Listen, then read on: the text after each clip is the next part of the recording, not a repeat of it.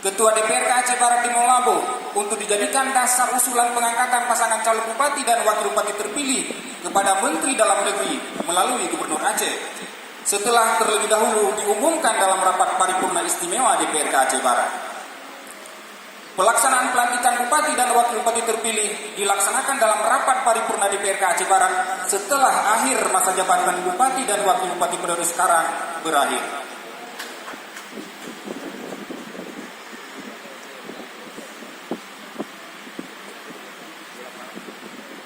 Bapak Ibu hadirin yang kami muliakan, bahwa selama proses pelaksanaan tahapan pilkada, KIP Aceh Barat sangat menyadari kalau masyarakat Aceh Barat terbelah menjadi 3 kelompok dalam pencalonan bupati, wakil bupati, serta menjadi 6 kelompok dalam pencalonan gubernur, wakil gubernur.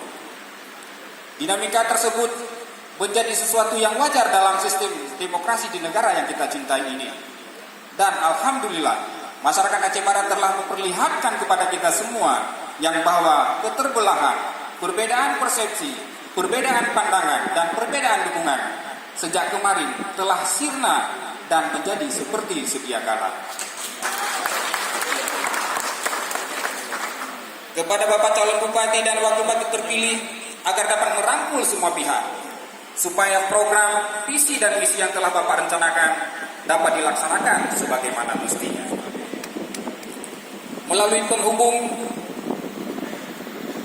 yang berhadir untuk disampaikan kepada Bapak calon bupati dan wakil bupati yang belum terpilih, ungkapan terima kasih kami yang terdalam, karena secara tersirat mereka telah menerima hasil pemilihan ini dengan ikhlas dan rendah hati.